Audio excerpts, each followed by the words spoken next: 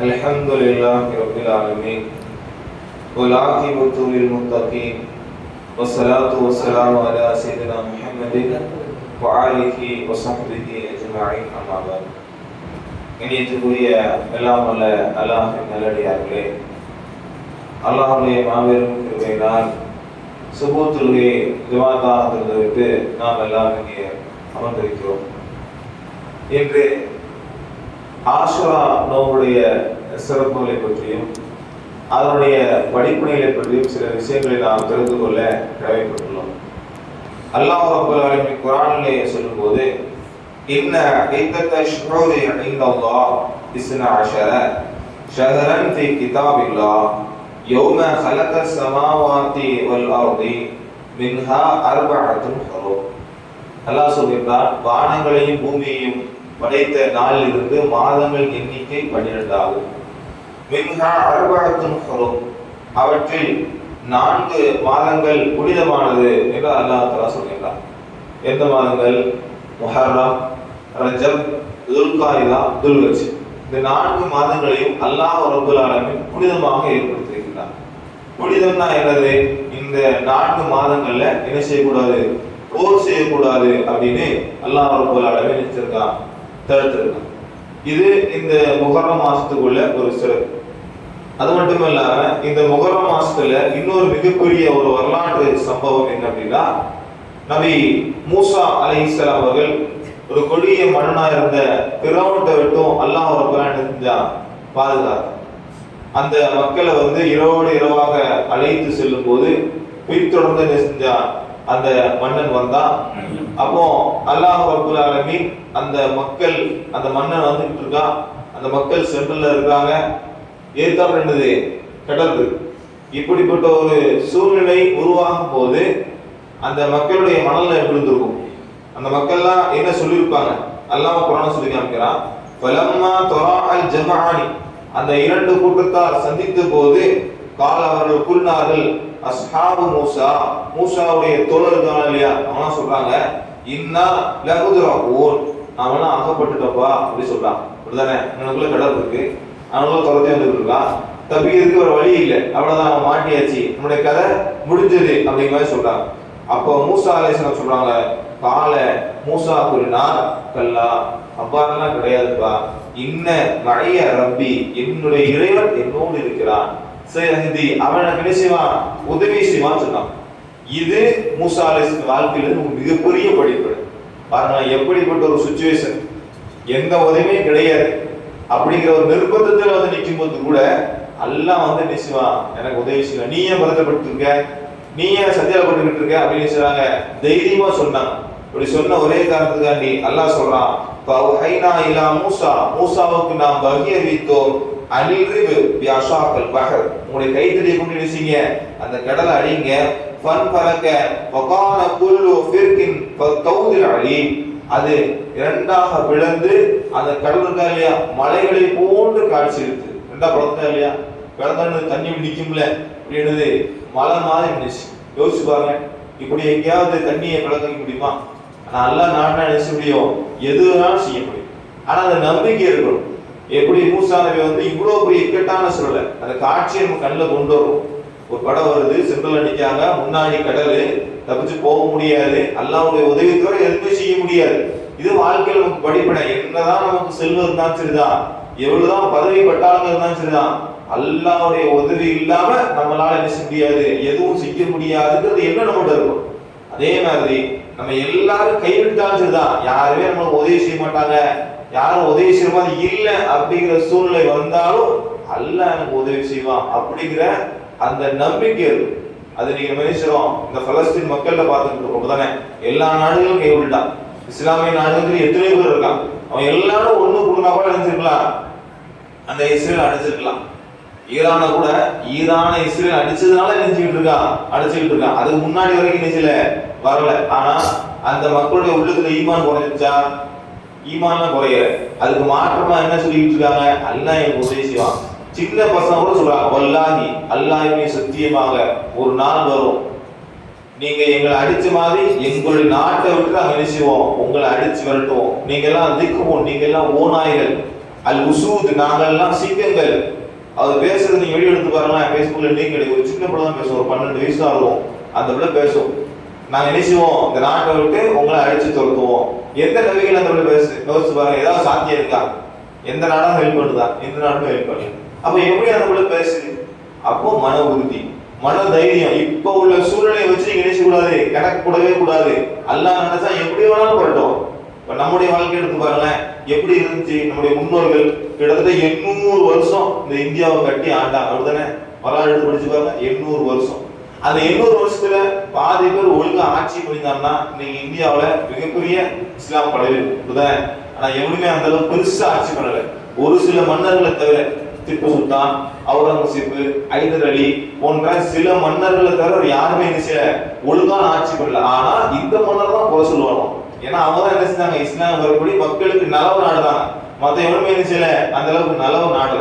இப்ப இதுல நமக்கு கிடைக்கக்கூடிய படிப்பினை என்னன்னா, அல்லாஹ் நமக்கு உதவி செய்வான் அப்படிங்கிற ஒரு படிப்பினை இந்த முஹர்ரம் மாசத்துல. அதுக்கப்புறம் இந்த முஹர்ரம் மாசம் செய்யக்கூடியது அப்படின்னா நோன்பு நோன்பு. நபிகள் நாயகம் ஸல்லல்லாஹு அலைஹி சொல்றாங்க, வஸியாமு யௌமி ஆஷூரா, ஆஷூராவுடைய நாள்ல நீங்க நோன்பு நோக்குவது, அஹ்தஸிபு அலல்லாஹ், நான் அல்லாஹ்விடத்திலே ஆதரவு வைக்கிறேன், ஐ யுகஃபர ஸனத்தல்லதி கப்லஹு, அதுக்கு முன்னாடி செஞ்ச ஒரு வருட பாவம் இருக்கா இல்லையா, அதுக்கு பரிகாரமா நினைச்சுவான் அல்லாஹ் ரப்பல் ஆக்குவான்னு சொல்லி நான் நினைக்கிறேன், அல்லாஹ்விடத்துல ஆதரவு வைக்கிறேன்னு சொல்றான். அந்த அடிப்படையில் ஆஷூரா அப்படிங்கிறது அஷரத்துன்னா 10 அர்த்தம். அதுல 10வது அப்படிங்கிறது ஆஷூரான்னு சொல்லுவாங்க. இன்னைக்கு முஹர்ரம் எத்தனை?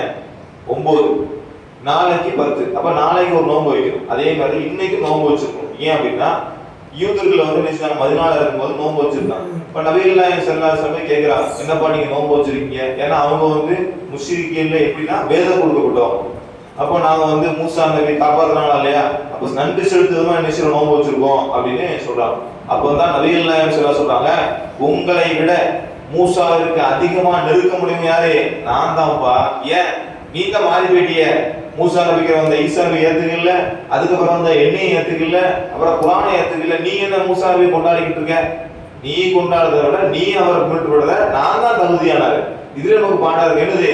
நீங்க நிறைய பேர் சுன்னத் ஜமாத் சொல்லிட்டு இமாம் ஷாஃபி, ஹனஃபி, மாலிகி, ஹம்பலிகி, நாங்கள் தான் சுன்னத் வல் ஜமாத், நபிகள் நாயகம் ஸல்லல்லாஹு அலைஹி வஸல்லம் பின்பற்றக்கூடிய ஜமாத். இவங்க சொல்றதுக்கு அது கிடையாது. ஏன்? ரசூலுல்லாஹ் சொன்னது பாதி நீங்க மாத்திட்டீங்களே. நபிகள் நாயகம் ஸல்லல்லாஹு அலைஹி வஸல்லம் சொன்னது என்னது? அல்லாஹ் மட்டும் தான் வணங்கணும், அவன்கிட்ட மட்டும் தான் உதவி கிடணும், அவன்கிட்ட மட்டும் தான் மன்னிப்பு கேளுன்னு சொன்னாங்க.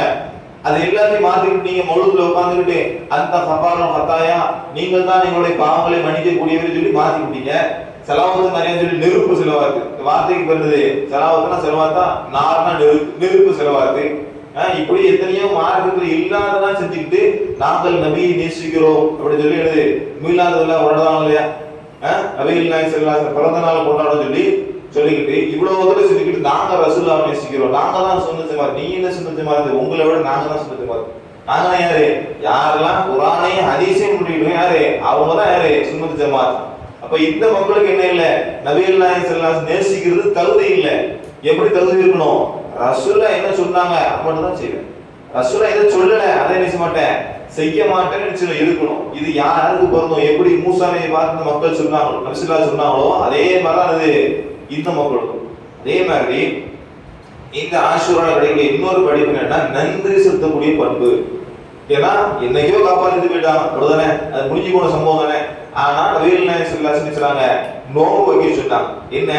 அல்லாஹ் குர்ஆன்ல சொல்றான், வஷ்குரு நிஅமத்தல்லாஹி, நீங்கள் அல்லாஹ்வுக்கு நன்றி செலுத்துங்கள், இன் குன்தும் இய்யாஹு தஅபுதூன், நீங்கள் அல்லாஹ்வை வணங்குபவர்களாக இருந்தால் அல்லாஹ்வை நேசிங்க, நன்றி செலுத்துங்க.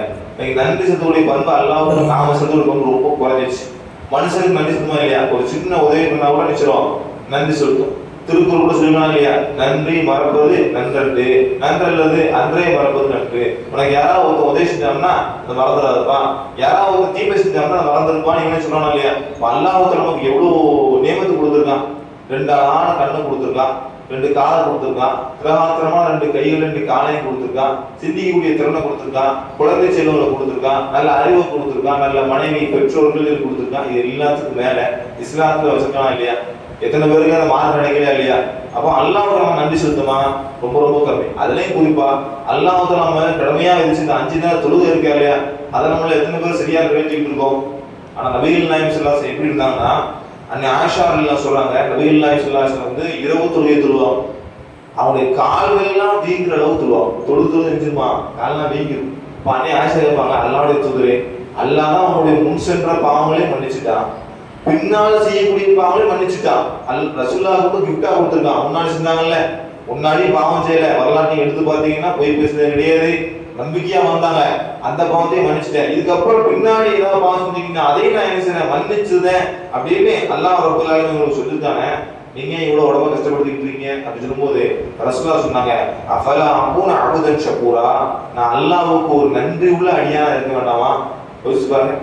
ஏன் அல்லாஹ் நம்மளை தூதரா தேர்ந்தெடுத்திருக்கான், நமக்கு இவ்வளவு பெரிய அந்தஸ்தை கொடுத்துருக்கானா இல்லையா? இப்ப அல்லாஹ் என்ன செய்யணும், நன்றி செலுத்தணும். ரசூல் ஆசைப்பட்டான், ஒமா அரசனாக்க இல்ல ரஹ்மத்தல் இல்லாத மனித குலம் முழுமைக்கும் உங்களை அறுபடியா அனுப்பியிருக்கேன்னு சொன்ன நபி என்ன செஞ்சாங்க, அல்லாஹ்வுக்கு நன்றி செலுத்தாங்க. நாம நம்முடைய வாழ்க்கையில் நன்றி செலுத்துமா? துவா கேட்கும்போது கூட அதை வேணும் இதை வேணும் கேட்கிறோம், தப்பு கிடையாது கேட்கலாம். ஆனா அல்லாஹ் கொடுத்ததுக்கு நீங்க நன்றி செலுத்திருக்குமா? நம்ம ஒரு குழந்தைய கொடுத்துருவோம், அல்லாஹ் எனக்கு குழந்தை சொல்லி கொடுத்து அப்படியே அல்லாஹ் புகழ்ந்துருக்குமா? இல்ல நம்ம கடையில வருமானங்கள் ஜாஸ்தியா வரும்போது அல்லாஹ் புகழ்ந்துருக்குமா? கம்மியா வரும்போது மட்டும் அல்லாஹ் கம்ப்ளைண்ட் பண்ணிடுவோம், எல்லாம் எனக்கு வியாபாரமே இல்லை, ரொம்ப கஷ்டமாச்சு அப்படின்னு கம்ப்ளைண்ட் பண்ணிடுவோம். ஆனா அதிகமா கொடுக்கும்போது எல்லாம் எனக்கு நிறைய கொடுத்துருக்கியா, உனக்கு தான் புகழ் அனைத்தும் எனக்கா சொல்றோமா? இன்னும் சொல்ல போனா சாப்பிட்டு முடிச்ச உடனே தண்ணி குடிச்சு முடிச்ச உடனே அல்லாஹ் நன்றி சொல்லக்கூடிய மக்கள் நம்ம எத்தனை பேரு? ரொம்ப ரொம்ப கம்மி. இன்னைக்கு நிறைய பேர் சாப்பிட்டு இருக்கும்போதே செல்போன் நோண்டிக்கிட்டே சாப்பிட்டு இருக்கான். அது முடி இருந்தாலும் உள்ள போயிடும், என்ன கடந்தாலும் உள்ள போயிடும், அங்கே ஏதோ பார்த்துக்கிட்டே இருக்கும், அங்க போய் போய்கிட்டே இருக்கு, அப்படியே திருட்டு போய்கிட்டே இருக்கும். நபிகள் நாயகம் சொல்றாங்க, நீங்கள் சாப்பிட்டதுக்கு பிறகு உணவு தண்ணீர் அருந்தியதுக்கு பிறகு அல்ஹம்துலில்லாஹ் சொன்னீங்கன்னா அல்லாஹ் ரொம்ப சந்தோஷப்படுறான். பாருங்க, நம்ம சாதாரணமா சாப்பிடுமா இல்லையா, தண்ணி குடிக்குமா இல்லையா, இது செயல் செஞ்சதுக்கு அப்புறம் அல்ஹம்துலில்லாஹ் அல்லாஹ்வுக்கு தான் எல்லா புகழும் அப்படின்னு சொல்லி அல்லாஹ்வுக்கு நன்றி செலுத்தணும்னா அல்லாஹ் சந்தோஷப்படுகிறான். அதனால இந்த ஆஷூரா மாதத்துக்கு கிடைக்கக்கூடிய மிகப்பெரிய படிப்பு என்னன்னா, அல்லாஹ்வோட நம்பிக்கை, நோன்பு வைக்கணும், அல்லாஹ்வுக்கு நன்றி செலுத்தணும். அதே மாதிரி இந்த மாதத்துல இல்லாதது சில முஸ்லிம் செஞ்சுருக்காங்க, என்னது கர்பலா யுத்தம் சொல்லி. கர்பலா யுத்தம் நடந்துச்சா இல்லையா, அதுல ரசூலுல்லாஹ்வுடைய பேர குழந்தை கொல்லப்பட்டாங்க, உண்மைதான். ஆனா அதுக்காண்டி வருஷம் துக்கம் அனுசரிக்கிறதுக்கு மார்க்கம் அனுமதி இருக்கா? கிடையாது. இன்னைக்கு இந்த மாசம் மக்கள் நினைச்சாங்க, கல்யாணம் பண்ணிக்கூடாது, கறி சாப்பிடக்கூடாது, மீன் சாப்பிடக்கூடாது, முட்டை சாப்பிடக்கூடாது, மாற்று மதத்துல எப்படிலாம் சொல்லுவாங்களோ அதே மாதிரி என்ன செய்றாங்க, இவங்களும் சொல்லிக்கிட்டு இருக்காங்க. இதை நம்ம செஞ்சோம் அப்படின்னா ரசூலுல்லாஹ் சொல்றாங்க, யார் பிறமத கலாச்சாரத்தை பின்பற்றிருந்தாரோ அவர் என்னை சார்ந்தவர் இல்ல, அவர் அவரை சார்ந்து சொல்றாங்க. அதனால இது போன்ற தீமைகளை விட்டு விலகி வாழ்ந்து ஆஷூரா நோன்பை அழகானவர்கள் நோக்கக்கூடிய நல்ல மக்களாக நல்லா ஒரு அனைவரையும் ஆக்குவாங்க. வாசனை அல்ஹம்துலில்லாஹி ரப்பில் ஆலமீன்.